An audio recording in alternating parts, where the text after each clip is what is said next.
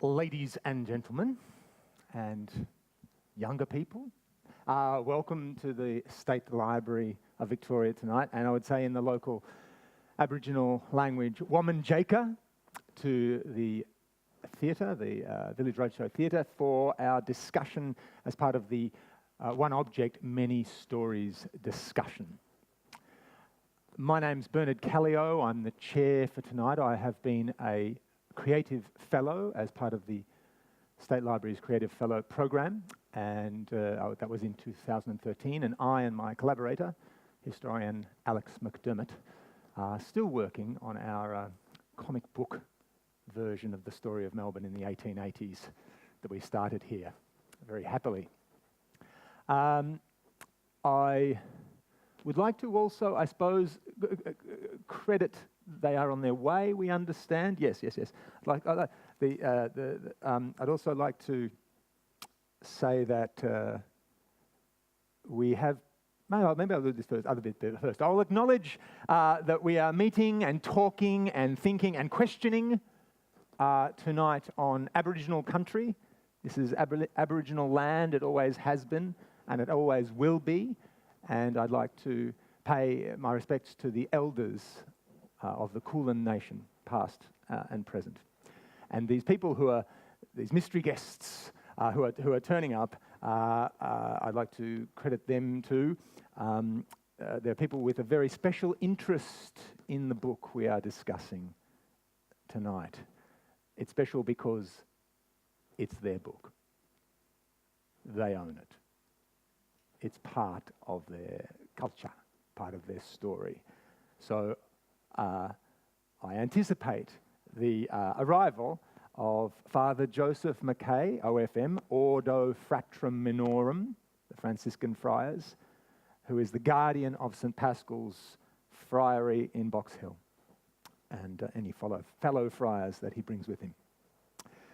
So although tonight is called Medieval Flea, we are actually the object that will be under our gaze tonight, under our scrutiny tonight, is actually the time travel device by which that flea has reached us. It is a book, a 750-year-old book on loan from the Franciscan Friary in St. Pascal's in Box Hill to the State Library. And thus that loan is, of course, by extension, here they are. Not to embarrass them, but there they are. Welcome. Welcome, brothers. Wonderful. So this book, the Codex Sancti Pascalis, is the object which will divulge its stories tonight by two of its examiners and people who have been very involved in the story of that book. So Anna Welsh over here, who had got her PhD in 2011 from the University of Divinity at the Friary in Box Hill, is a book historian specialising in medieval manuscripts. Her monograph, Liturgy, Books and Franciscan Identity in Medieval Umbria, was published in 2015. And this book is very much a book about the book that we're going to be talking tonight. Anna co-curates The Mirror of the World, Books and Ideas, an exhibition here at the State Library on the fourth level of the dome, all about the story of the book. And the missal at the moment, the book under our consideration, is on display until October of this year. Katrina Ben, here, is a book conservator at the library. She has a BA honours in classical studies with philosophy. How great is that? What a combo. From the University of Melbourne. Initially training in book conservation here at the State Library. She furthered her study at the Centro del Bel Libro in Ascona, Switzerland in 1991. So to these two people who have been involved with the book, I think let us welcome them and thank them already. So let's start the discussion, which has been sort of broken up into 4 chapters, with this first chapter, making the book. And I will ask you, Anna, so this is a missal. What is a missal, and who are the Franciscans around its time of making? Thanks, Bernard, and thanks for that very kind introduction. A missal is, the sort of basic definition is it's the book that a priest uses to perform the Mass. So it's got all the text and the music needed to perform the ritual of the Mass. And it's a form of liturgical book that came about in around the 9th century.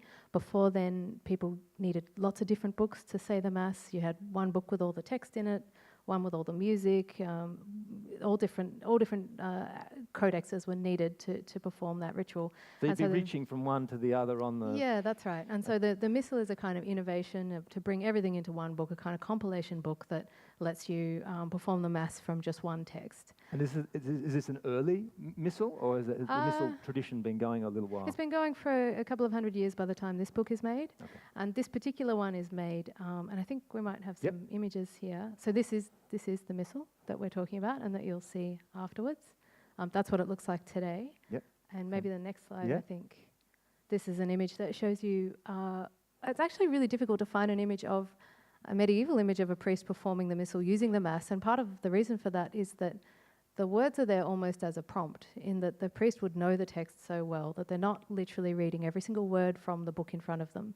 And here you can see the Missal is actually closed on the altar, sitting next to the chalice.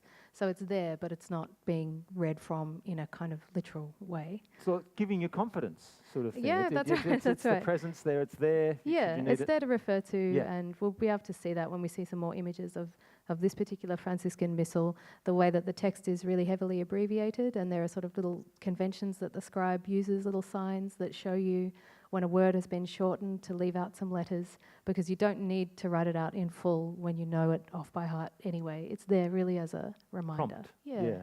Okay. Yeah, so I think the next image might, yep, that's great.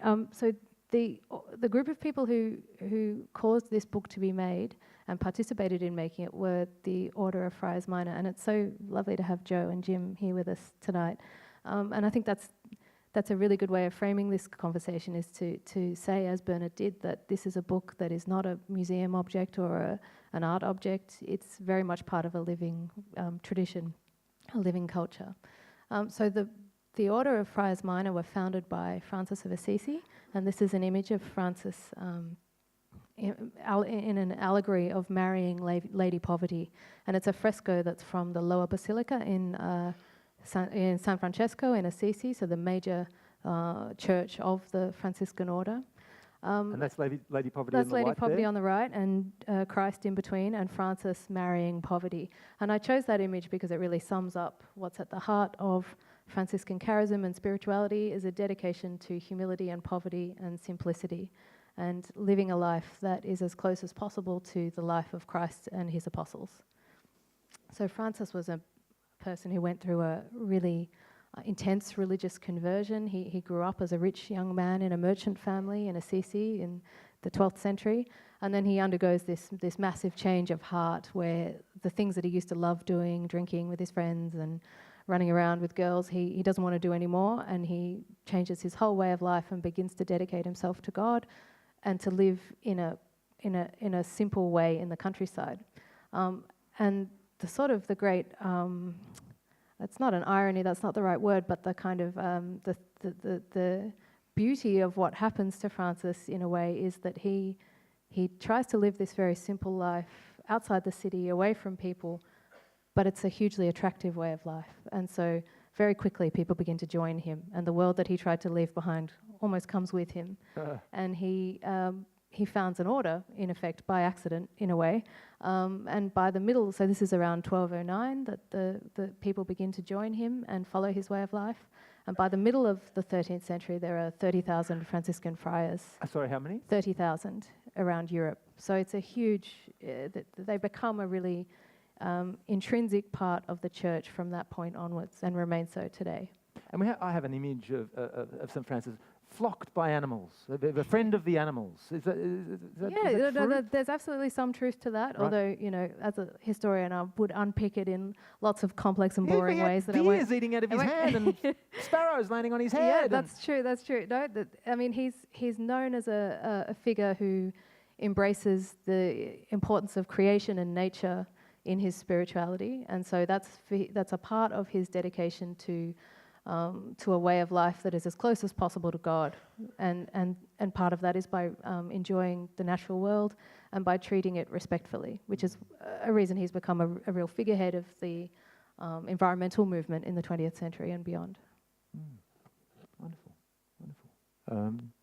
Should we get another one of these? So I think the next slide we have.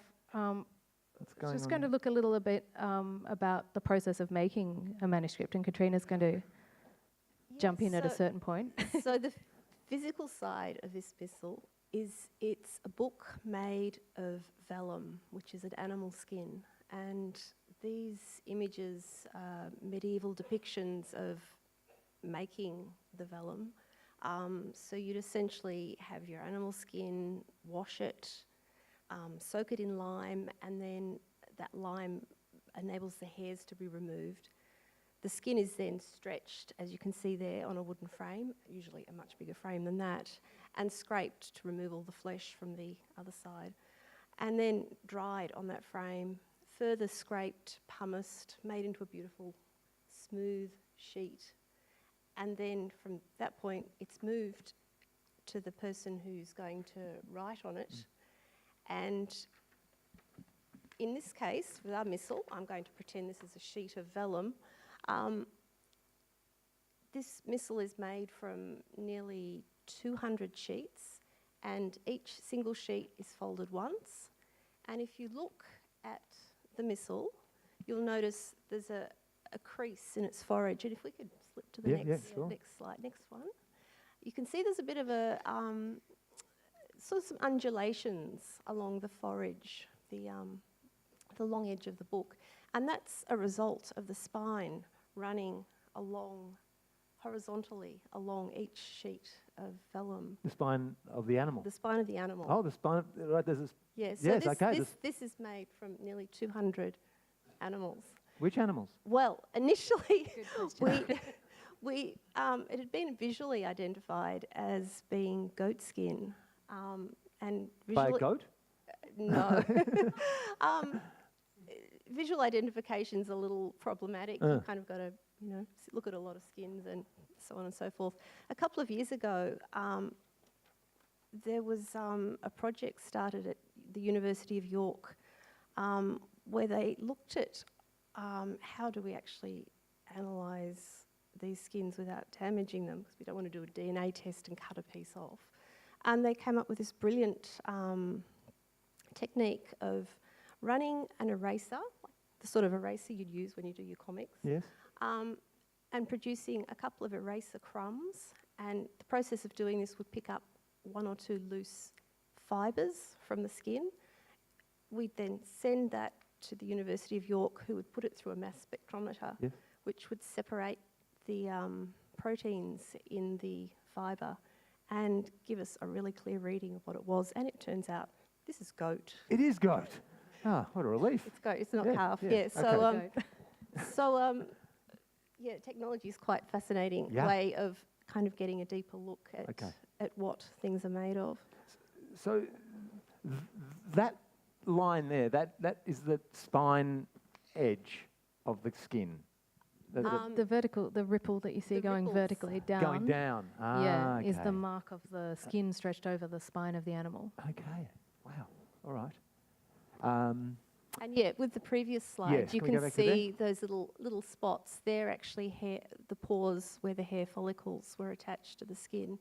And with skins like this one, you can actually see one side has those little follicles, the other side doesn't. So you're looking at the hair side and the flesh side of the skin. And we write on the hair side. We write on both sides. On both sides.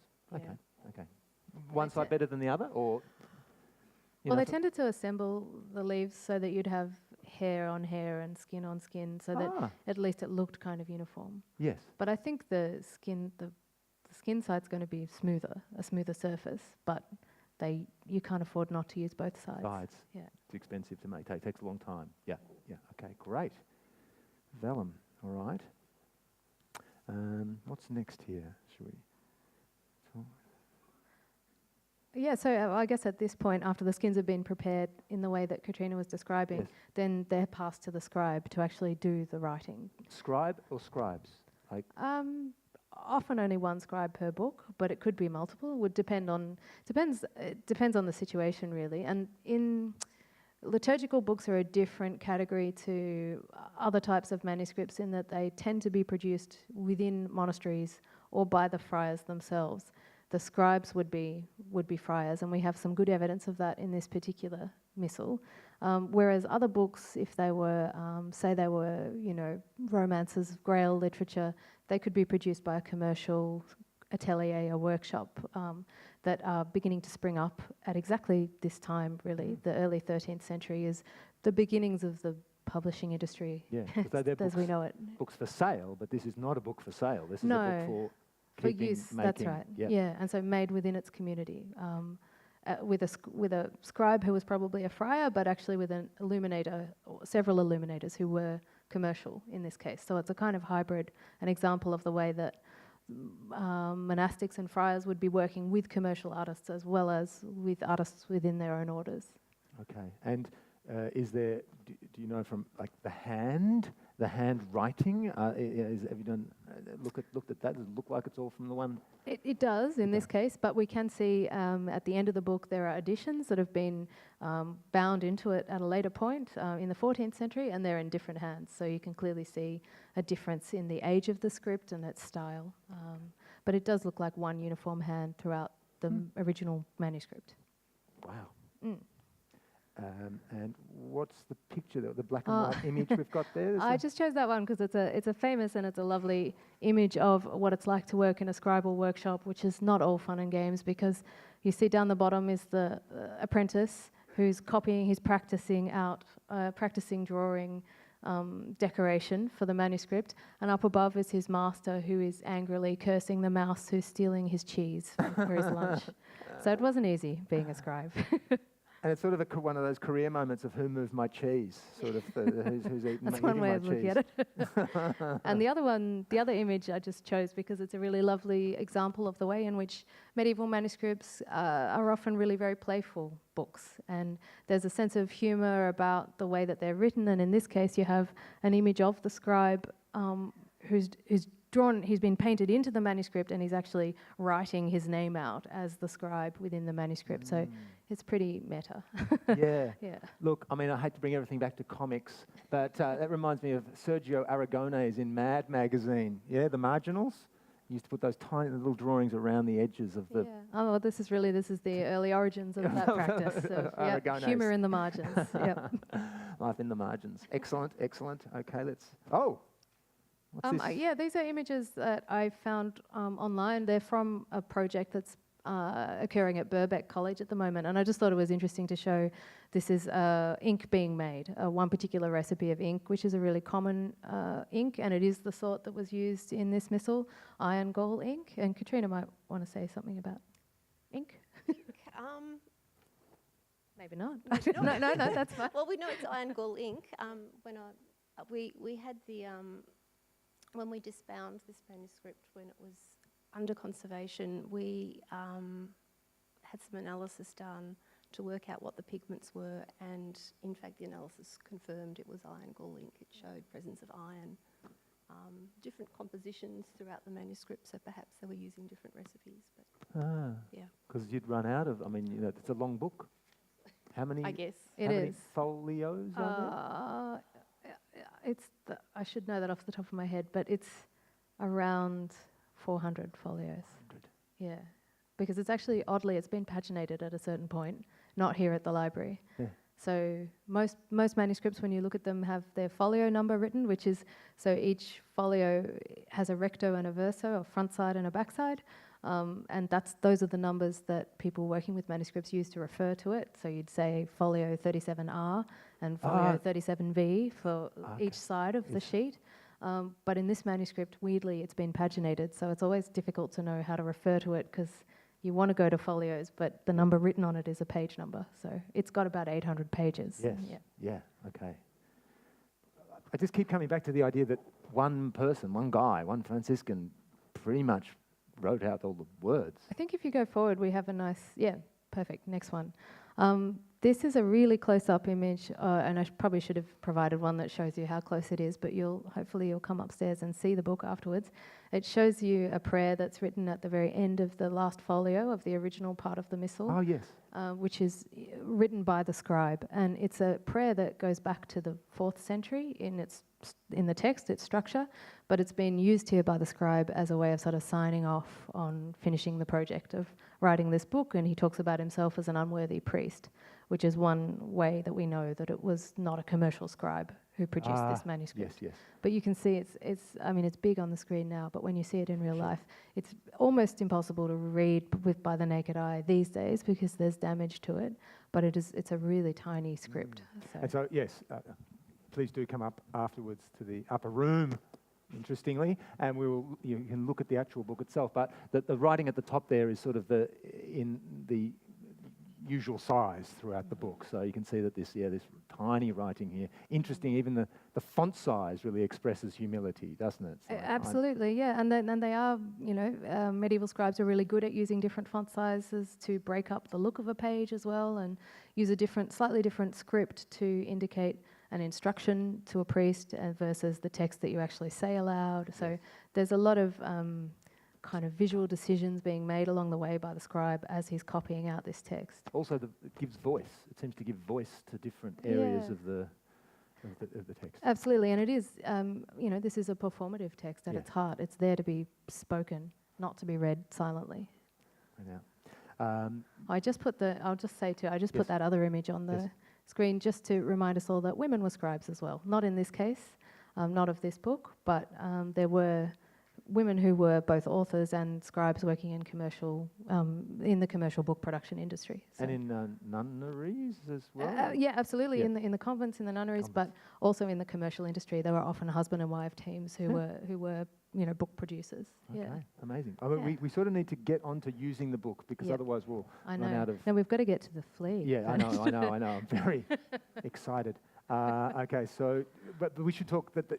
Katrina, can you want to talk about those buckets there? What we're looking at here is a range of different pigments that are mixed up to use for creating the decorated capitals and illuminations.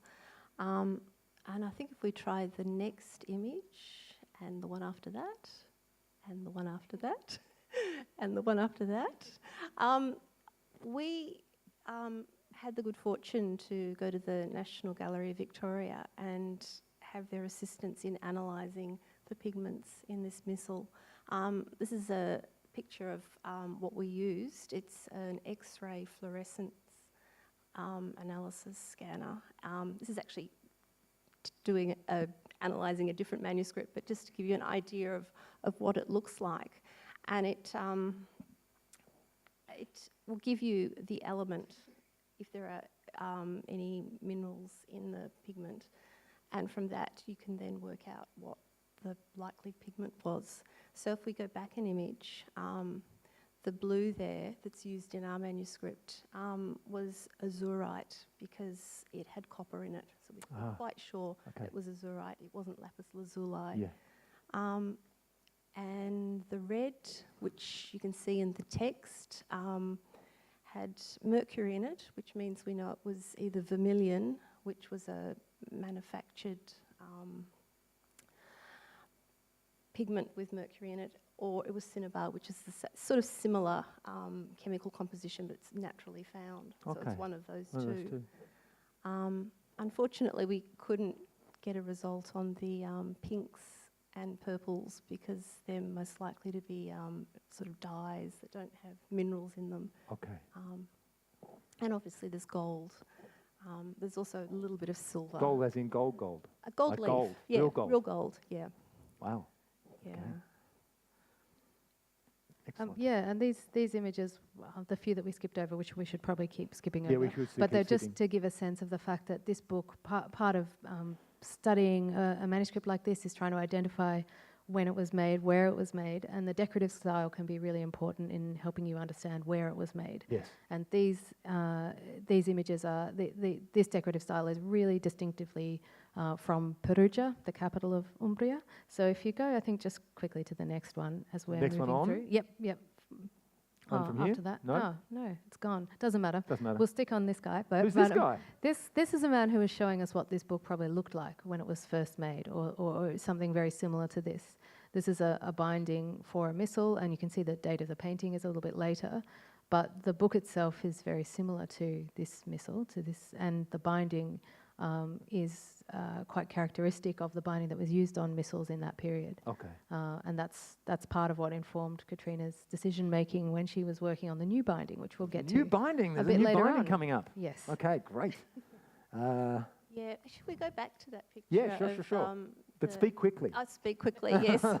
If you look on the outside of the boards, you'll notice there are little pieces of metal. In the trade, we call it furniture. So there's little bosses and little clasps. Yep. Sometimes you find little corners attached to the boards as well. And now if we move on to the next slide, you can see this is the first page of our missal, and we've got little rust spots. So this shows us that the original binding had metal furniture, that these rust spots are from nails that held the furniture onto the wooden boards. And But that metal furniture wasn't on the book when this long gone. And in fact, Old furniture. interestingly, Yeah. if you go to the end of the original part of the text, because as you remember, Anna said there were a few pages added Yep. in the 14th century. These rust holes are on the end of the original text, but not on the end of the extra pages. Yep. So you can tell at that point those pages were added, it was rebound. Yes. That's pretty much it for what we know about the first binding. It had metal furniture. Okay, metal Yeah. furniture. And it was probably red. It was probably red, yeah. Quite uncomfortable metal furniture. Yeah, for the book as well. Okay, so here we are with using this book. And Anna, again, so can you tell us, how did this book first feature in the religious life of the Franciscans who made it, basically? Well, as we've said, it's a missal, so it's the book used by the priest to perform the Mass. But within the Franciscan context, it's got a really interesting role because books were a troublesome issue for the friars in the early years of the order. Why? Well, because they constituted property, and the part of the vow of poverty and the adherence to a life of apostolic simplicity was to not have property. Of course, once you've got a book, then you need bookshelves. That you are almost exactly quoting Francis of Assisi. He said, there's a famous story that's recorded in one of the early lives where a young friar says, I can't read very well, but I'd like to have a breviary. And Francis says no, and some of the other friars think that's a bit harsh, why not? And he says, well, if he wants a breviary, soon he'll want a bookshelf, then he'll want a big chair, then he'll want, it'll lead it's a to more slippery and more. slope. The book is a slippery slope. The book is a slippery slope, absolutely. But what's interesting, I guess, for us with this book in thinking about what it meant to the community that first used it is that even though it is a book and it's a form of property, it's completely essential to their spiritual life. So books like this missal and breviaries and personal prayer books, other books of that kind, are a sort of grey area for the Franciscans because they are not sure how to navigate this vow of poverty and this adherence to Francis's vision for their life, for their communal life, with the realities of living in a community and performing the Mass and performing Mass for lay people as well. So a copy of the Iliad, on the other hand, would be difficult to argue. Difficult to argue, but okay. not impossible, depending on your legal expertise.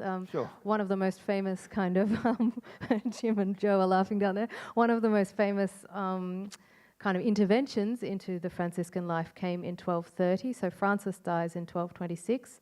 And by 1230, there are big problems within the order about exactly how to live the Franciscan way of life. What does it mean to be a Franciscan? And so they appealed to the Pope, Gregory IX, who you won't need me to tell you, is a lawyer when you hear this solution. So they say one of the issues that the friars approach him about is books and the ownership of books. And he says, basically, no problem, they're all my books and I'm lending them to you. Great lawyer solution to the That sounds a problem bit of like ownership. the situation with this book. Like it belongs, actually, weirdly, it belongs to the Maybe we're Franciscans, but they're lending it to true. the people of Victoria. That's true. There's some sort of poetic justice there. And I think we've got some images. If Yes, we do. Let's get move, to the crucifixion. Yeah. Yeah. So this is an image I chose just to show, not a missal. This is a choir book and a group of friars singing together from the book. But if we go to the next slide, this is the most important opening of the missal. It's the page of the Mass, it's the text of the canon of the Mass, so that's the most solemn and central section that leads up to the ritual of communion. And you can see its importance through the presence of the miniature, as it's called, the illuminated image that you see there of the crucifixion. Would that also be produced by a Franciscan inside the monastery? No, most Priory? likely that would have been a commercial artist, but it's a bit of a mystery who it would be. Because it's of much greater quality, this image, and the quality of the artist is much higher than most other missals of this period. So that's an unanswered question for researchers of the future. If they can find other examples of work by this person, that would be really interesting. But what we show here in a little detail of that image is a spot of wax that is on this page. And it's one of the many signs of use that the book tells us really how it was being used physically. We know what it means theologically, we know, historically how a missal was used, but it's the kind of signs, the things that Katrina finds in her work on the book that really illuminate for me as a historian what the book meant and how it was being used in a very literal kind of sense. So the presence of the wax drop shows us, of course, the presence of candles and the environment of the Mass, which makes you think about how that image would look in candlelight and the effect of light on illuminated images, the presence of the gold, the kind of sensory experience of using this book. You can read a lot just from that little wax splodge, or you can if you're imaginative anyway, which historians have to be. All readers, I would argue, yes. We don't. But we have on the left-hand page there, not text, but we talked about this before, we looked at it before upstairs, this is song, right? Yes, that's right. So this is musical chant that's a part of the Mass, and that's, as I was saying at the start, the kind of innovation of the Missal was to bring this music into the book itself rather than having it in a separate book. And so it shows you, for musicologists, it's a really important era of development of the stave, the musical stave, that we're in a transition period before they settle on the 5-line stave. It's nearly there. They're at 4 lines at this point. But it's this is still chant that is performed today and that can be read by people who perform the chant. Okay. And that was, I had a really lovely moment when I was first working on this book as a student. My younger brother was in a cathedral choir for a long time, and he looked over my shoulder once at a photo on my computer that I was, feverishly transcribing, and just started singing it. And it was a really lovely, example of what you were saying about the time travel. Yeah, These are absolutely. time machines in that sense. Brilliant. Okay. Next. Yeah, keep going. Oh, There's okay, here's the just a nice close-up. close-up, but I have to say nothing does it justice compared to seeing No. the real thing, so we'll see it upstairs No. afterwards. And you were saying before that the text travels down the side of this image here. Yeah, that's right. It's we were talking about the relationship of text and image in books like this, and really there's an integration there that the text is never separate from image in a medieval book. And here down the right-hand side, you can see the words te igitur, which are the first words of the canon of the Mass, and they're actually part of the image, and then the text continues underneath in normal script. And often in crucifixion miniatures of this period, the T of the te igitur is the cross itself. So you literally read from within the image out and then down again. So it gives you a sense again of the way in which this book was used in a performative way by the people who first commissioned it. Also, just the planning, indeed, of the writing and going, if we're going to send it out to be illustrated, we need to let that person, know that they need to put the word in. Yeah, absolutely. And you do find lots of mistakes in medieval. Okay. I think we'll keep going. Maybe. great. Yep. Oh, Katrina, what's going on here? Now it's time for me to talk about the use of the book. When we were conserving this book, the first thing we had to do was pull it apart, and it was apparent that there was a lot of debris in the inner margins. As a conservator, I don't like changing the physical state of anything. In this case, we did have to brush this out because to re-sew it, we'd have these little bits of grit caught between the pages. It wasn't going to work very well. So to resell it. Re-sew. When I was Re-sew. re-sewing, you don't want little Don't bits tell of those dirt. guys. So Re-sew. I had to go through and brush out at each opening, and it actually ended up being quite fascinating because there was lots of different sorts of debris. There was dust and dirt and little bits of trimmed parchment, but I also found little bits of glass. If we flip to Next the picture? next slide, Yeah. little bits of glass. Whoa, it's disgusting. Fibres that might have been bristles or hair, little bits of glue, all sorts of things. And amongst that, I actually Drum found roll. drum roll. I found a lot of insects. Now, all of this goes to show that the missile was very heavily used. Sure, and not just by humans. Well, it really demonstrates that it was probably left open for periods of time, particularly at that Te Igator image. Yeah, that's right. And Katrina There was actually double the amount of Goop. stuff down Yeah. the centre of Yeah, that, right. that opening, which demonstrated that it was clearly open there for catch-up. a very long time. which confirms what historians would always say about how books like this would be kept open at that page in a church for people to be able to see the image between masses, and exactly this is evidence of what otherwise we sort of say, we tell ourselves, but Yeah. we don't necessarily have the proof. Have the backup. It's That's like right. you guys working together like a Katrina's forensic making team. making us truthful. Yeah. Fantastic. So, next. So the next slide. One of the things I brushed out was a little tiny flea. Where did this little tiny flea live on? Who did it live on originally, do you think? That's going to be a question for filmmakers of the future. But isn't we it don't a know. rat? Yes.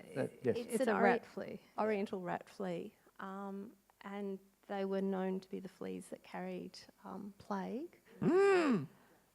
Of course, we don't know that this flea dates to the origin of the manuscript, but No, but I mean, the book was in Italy at the time that the plague was in Italy. We don't have any proof, and it would require further testing of the flea to a serious immigration interview for the flea to find out Indeed. exactly where Give it it an came English from. test, and the works. That's right. We'd have to be pretty strict about Yeah, this. yeah. But at this point, we couldn't say, we wouldn't guess that it's definitely from that period, but it's totally possible that it is. And Plague flea. yeah, that's right. And it, it's, as Katrina was saying, it's part of a whole cast of characters that were found inside the manuscript, and all of them have more to tell us about where it's been. Not just a flea, but a so collection. Yeah, quite a few spiders. The upper. Daddy Longlegs up there, isn't it? quarter. Yep, daddy longlegs, beautifully preserved silverfish. Lovely. Some of these may even be Box Hill insects. We don't know. And as I was saying earlier, I don't want to change anything if I can avoid it. So I've actually left these in the manuscript These are still there. because they're not doing any harm. They're useful potentially You're a very later down the permissive track. person. That's great. My job's not to clean the manuscript No. and make it beautiful. No. It's to preserve it and make it safe to be handled. And this is an unknown down here? This Yeah, is that's an unknown. The unknown If insect. anyone recognises this, please contact us afterwards. We're actually fortunate enough to have the assistance of some staff from the Museum Victoria museum. to actually identify. I see it's Which Peter is why we know for Lillywhite. sure what our flea was. Yeah, great. Great. Yeah. Well, that's remarkable. So these animals have travelled through how many unknown centuries, really, in this TARDIS of a book. That's right. And it would be possible for someone to do some further analysis of that Yeah. at another point. And that's the beauty of working with books like these, is that the study's never over. There's always going to be new questions for someone else to come along and ask. No matter how many years you spend researching it, you'll never finish. So Yeah, yeah. An ongoing treasure chest. Shall we go on? Yes, I think we have let's go some on. plague imagery, just to keep the energy up in the Keep room. the energy in the plague in the room. Yeah. Someone is being buried here. Yeah, so I just thought it would be worth giving then some social context of the plague and the enormous impact that it had on really the whole world, but particularly on European culture. The plague is, of course, the bubonic plague, but also pneumonic and septicemic plagues that existed. And the bubonic plague was carried by the rat flea that we've met. And sometimes bubonic plague could turn into pneumonic plague, which could be transferred via droplet infection. So the plague was contagious in that pneumonic form. And when it broke out, there was an outbreak in the 6th century known as the Plague of Justinian. And then in the 14th century, there was a big outbreak that killed somewhere between 25 and 50 million people, which was a third of Europe's population at the time. So you get socially then enormous change, obviously, huge mortality rate, and no certainty about exactly how the disease works or how to avoid it. But there are famous poems like Boccaccio's Decameron, where it gives us a sense of how some people reacted to the plague anyway, which was basically just to avoid it, just to move to the country, get into the fresh air, because it was thought to be an airborne illness. And it really, the trauma that this visited on the communities where plague broke out is immense, and it has a huge impact on the religious and social culture and the artistic culture of Europe from the 14th century onwards. Although some people have argued that you probably wouldn't have had the Renaissance without the plague, so it's not all bad. But it's very optimistic. Well, silver linings. The mortality rate in the end created opportunities for some people, because with fewer people in the community, there was more mobility. People were able to change their station in life. If we go on to the next image, this is Sebastian, who was a plague saint invoked against the plague, and he was thought to be efficacious because, as you see here, he's being shot with arrows, which is the famous iconography of Sebastian. But he didn't die from those wounds, and so he's important as a plague saint because you will also have wounds all over your body. That's how the plague, forms into buboes in all the joints, really, the armpits, the neck, the groin. But hopefully, if you pray to Sebastian, you won't die of those wounds, just like he didn't die of his arrow wounds. So he becomes an important saint to invoke against the plague, and here you see an image of him being an intercessor, and you can see a sort of dramatic evocation of the 7th century plague here. Sebastian, help us. That's right. Yeah, right. Yeah, absolutely. So if we keep going. Yes. So another of the books that we're going to show tonight upstairs is just to give a sense again of the culture around what the plague did in European society. This increased emphasis on death and the fragility of life, and the series of images that became really powerful and much repeated in various different formats, known as the Dance of Death, the Dance Macabre, and Hans Holbein's imagery of the Dance Macabre becomes the kind of standard imagery of death and of the omnipresence of death, really, and the fact that he attacks everyone high and low just the same as the plague did. So we have a few images now and a book upstairs in our viewing room. We can skip over. We're going to need to move forward. So sorry, no, this is very fast. But there we have the death. Dancing with a bishop there? Yep, even bishops are in trouble. Even bishops are in trouble. Not safe as. Okay, so owning the book. This is an interesting question here. It's travelled through not only time, as we've just discussed, and survived the plague, as we've just discussed, but it's also travelled through space. And so, again, we probably need to zook this so that we can give these people. Think of a question. Get to the okay, go. Well, we'll just skip over quickly then. So I think it's more interesting to hear about what Katrina's going to say about this man, Thomas Phillips. But essentially, just all we know about its use in the medieval period is it was made for a community in Perugia.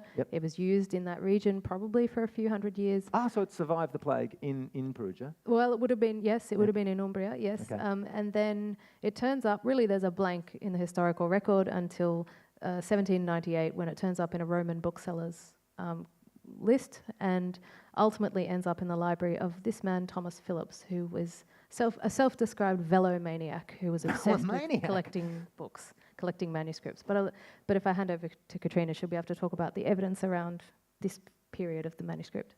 Yeah, well, Philip's, you can see here his seal, which is on the inside of the front board of his binding. If we zip to the next slide, Philip's for 3 years employed a binder called George Bretherton. This is his binder's ticket, so Bretherton Legavit. He bound it in 1848. And this is the binding that the missal had when it came to the library here. It's a very basic binding. I think maybe the next, that's a picture of what the binding was like. And we've actually got the binding upstairs to look at. We've hung on to it even though we've removed it. Because you never throw anything out. It tells us a lot about part of the book's history. So I have a suspicion Phillips didn't want to spend too much money on fixing things up. He wanted to spend his money on purchasing manuscripts. But I would imagine this arrived to him in an unbound state. There's some evidence that it spent some time in an unbound state. There's a lot of soiling sort of in the areas you'd expect to see if it wasn't sewn. Okay. And so Bretherton re-sewed it. It made new holes, re-sewed it in the 19th century style. I won't go into details, but for a book like this, it actually wasn't such a great idea. The next slide will show you, in fact, the binding's just wrapped around it. It was not attached. It was originally attached. Bretherton's given it a very thick spine lining. And yeah, it kind of fell apart. It's sort of This is like how the book if you got can, to you. it's how it came to us. Yeah. If you can sort of imagine the Incredible Hulk sort of bursting out of his clothing, Sure. it's kind of what's happening with this book and this binding. The book is stronger than the binding. It's not. The bindings like this work for paper. This is not paper. And also the sewing's breaking down, and this is where we get really worried and decide some action needs to be taken, because if you're handling a book like this and the sewing's not intact, then you start getting the pages rubbing against each other, and it's something we don't want to have happen, having ink or pigment rubbing, abrading. So hence conservation was done 10 years ago. I go on? You may go on. Oh. I was just going to, I guess, say quickly how it actually did come to Australia too. The book was in Philip's collection, and Phillips is a really fascinating character who deserves his own evening.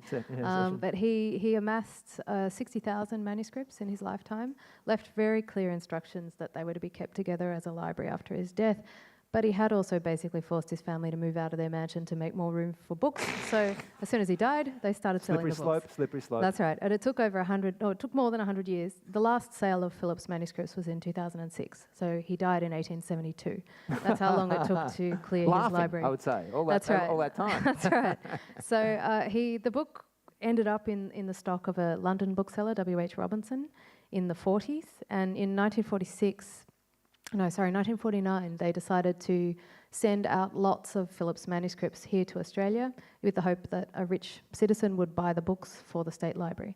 So it was shown, it was on display here in the library, and at that point, the guardian of St Pascal's at the time saw the book and decided that the friars would like to have it back, essentially, to own it again. They were showing it to the Franciscans, they don't have any money. Well, indeed they didn't, and so there was a kind of a showdown really in Catholic Melbourne of who are you going to support, the friars or the library, to buy this book. And in the end, a donor came forward and gave the friars the money to purchase the book, and the library stepped out of the way and allowed the friars to buy the book back. So it went to Box Hill at that point, and it was in the library there in Box Hill until 1993 when it was placed on long-term loan here at the library for reasons of conservation, so that it could be cared for in the best possible environment. And this is an image you see here of two friars, including Jim, who's with us tonight, and Father Angelo O'Hagan, who passed away last year, who were with the book at the time that Katrina completed the rebinding in 2007 in the lead up to a big exhibition. So I'll let Katrina go back to the... Great. And it looks like from the red there that it is the new binding there. The new binding. Post And it's terrible conservation. pun. Yes, so yes. we have a look at the actual conservation work. Let us do that. So yeah, the book was completely resewn. And I should say that the idea behind this binding is not to actually create a replica, but to use features of medieval binding style that work well, that best serve to protect the book. So the sewing style here actually is based on what would have been, how it would have been sewn in Italy at the time. However, I decided best not to put any adhesives on it. Adhesives, anything with moisture is not going to do the vellum any good. So it's going to be totally non-adhesive, and so I've actually included a lining there to protect the backs of each of the... Which are those bands coming down? The lining is the piece of paper behind the bands. Okay. The bands will attach the book to the binding. So if we slip to the next slide, you can see I'm actually attaching those bands, the sewing supports, to the binding. And the boards are made of? The boards are made of an archival board. We did look into replacing the boards with proper medieval style wooden boards, but getting boards, quarter cut boards of that size in a short time period proved not to be possible. And we know for certain that these boards are not going to do any damage. There's no risk of any acid migration or anything like that. So it actually was a good decision, I think. And then, of course, we have to cover the boards. So I chose to use an alum tawed skin, which is a skin like a leather, but produced a little bit differently. Goat? It's goat, yes. Goat. It's beautiful white alum tawed goat skin. And often when people do these sort of conservation bindings on medieval books, they leave the skin in the cream colour that it arrives in. However, I knew that it was likely to have been red.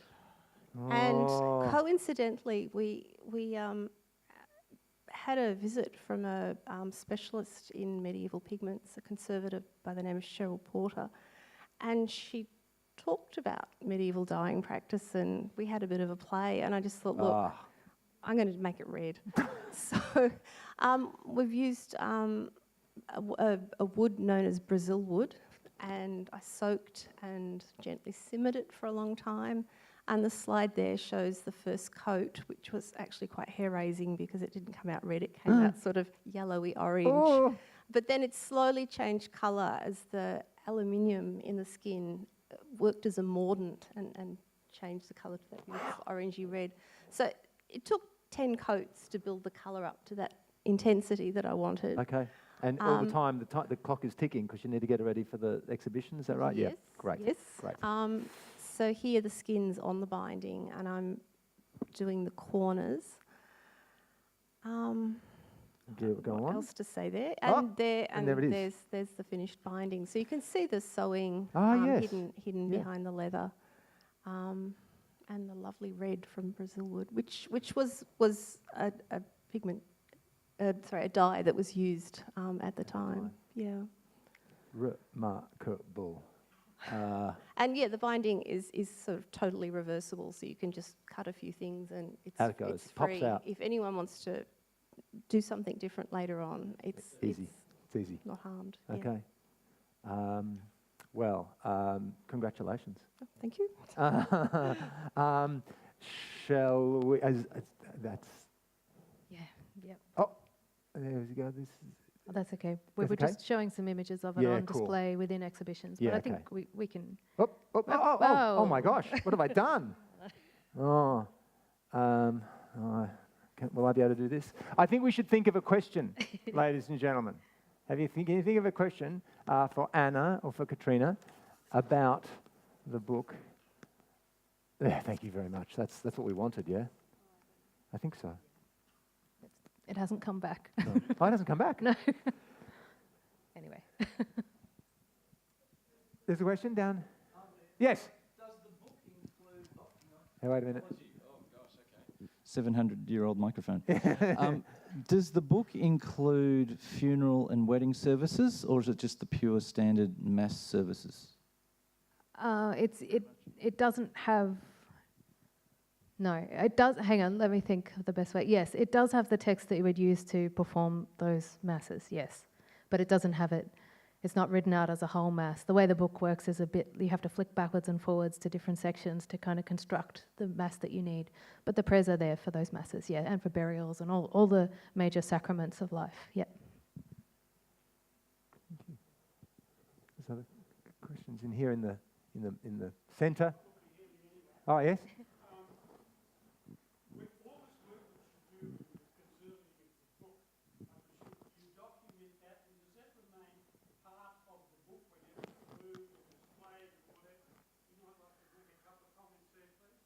Yeah, we certainly do keep all of the documentation. At the moment, the documentation stays in the conservation department, but anything that was removed from the manuscript has travelled back to the rare books department and has its own shelf number. But this is an interesting question about whether is it actually part of the book? So, for example, the flea. Does that, if suddenly the friars down here say, "Oh, look, we would like the book back," does the flea go back and all the hairs? Yeah, everything. It's all the book. Yeah, it's all part of the book. Absolutely. Wow. Stored separately. Yeah, so it's stored separately. Thank you, sir. Thank you. Yes. What would you say the value of the book would be? Look, every medieval manuscript is really a unique item, so they're all high value items. But I guess it has a value for insurance purposes, but we don't think of it in those terms of value. Within the context of the collection, it's about its cultural and spiritual and historical value, more so than any financial. Ultimately, all medieval books are irreplaceable because they're all unique. Could I just ask, would the book have a provenance? You know how it would, like paintings and that would have a provenance. Would this have one as well? Yeah, absolutely. And we skipped over some of the evidence of that. But yeah, there are some, as I was saying, we know that it was made and used in Perugia. Then we have a big gap in the historical record until it turns up in the bookseller's inventory of a bookseller in Rome in 1798. Before then, there are a couple of notes in the manuscript that show that it's been in monastic libraries in Italy, but we don't know exactly which ones. But we've actually published an article detailing the provenance record of it. I can give you the details if you're interested to read it later. So we'd assume that it stayed in Italy, moved up and around in Italy in that time? Probably. Look, it's probably fallen out of use with the Council of Trent in 1540s. 1540s. And that council, which was largely a response to the Reformation and a sort of, it was a reformation within the Catholic Church. One of the results of it was a new missal that was written and sent out, and so a lot of books fell out of use after that new missal came out because you couldn't update them. You actually needed a new book. So probably it stopped being used around 1570, but it's all guesswork really, and that's where, as a historian, it's so valuable to be able to work with a conservator like Katrina to learn as much as we can from the material clues that tell us more than sometimes we can tell just from what's written in the book. Katrina, could I ask you, is there evidence of when the pages would have been cut? Because I can see that it is trimmed. Originally, possibly it wouldn't have been so neat. Yeah, I suspect Bretherton may have cut it. It may have been cut several times. I mean, it's common bookbinding practice if you've got it damaged. Well, it was common bookbinding practice to neaten things up. You use your plough is the technical term. It's like a spoke shave, cutting the edges of the book to clean it up. So it may have been trimmed in the mid-19th century, or it may have been early. I mean, it may have been bound a number of times. So that wouldn't have happened immediately after they finished all the artwork. No. They would have. They wouldn't have cut through the artwork they just finished, though. That's definitely the sign of a later binder. So when there was an image that showed part of the penwork initial just sliced off Unfortunately, that's a feature of 19th century book collecting. 19th century book. When books were rebound, they were often rebound to fit on a certain shelf size. So that might mean, I know, it's a tragedy. But it's evidence of the different ways in which this book has been used and understood over the centuries, that what seems like vandalism to us didn't seem like vandalism at the time. And in fact, many of these books have survived because people like Phillips collected them. Phillips was virulently anti-Catholic. He specifically wrote that Catholics weren't allowed into his library, and that a couple of times he tried to sell his books to the Bodleian, and one of the stipulations was no Catholics, and they kept saying, sorry, no. So it's an interesting sort of fact that he ended up preserving many, many Catholic medieval manuscripts, which otherwise may not have survived to us. Fantastic. But at the beginning, when it was made into, when all the artwork was done and the lettering, that would have chopped off the pointy bits of the skin, the goat skin. I think that would have happened before. It would have been trimmed before it was... Before it got to the scribe and the illuminator, it would have been trimmed into a page. Yep, great. Is that... Oh, there's one more up there in the corner. I might call that the last question for the night. Sorry, you said if Bretherton didn't ascribe any religious value to the books, then why would he have thought them valuable enough to collect? Phillips, Bretherton was his binder. That's right. No, Phillips was, he was obsessed with manuscripts. He loved manuscripts. And I suppose, I don't want to get into the complexities of the Reformation, but there's an argument for saying he wouldn't have seen them as Catholic books. He saw them as Christian sacred books, and he was a Christian. He just wasn't of the Catholic Church. He was a Protestant. So he wouldn't necessarily have seen a problem there, because he saw them as books within his own religious tradition and the Catholics as the erroneous offshoot. That is an excellent note. I think erroneous offshoots on which to end. I invite you all to come up. We're going to go across the foyer and up to the next level up, and that's where the books will be on view, and you can speak to Anna and Katrina there. Let's thank Anna and Katrina for their contribution tonight. See you next time at the State Library Victoria.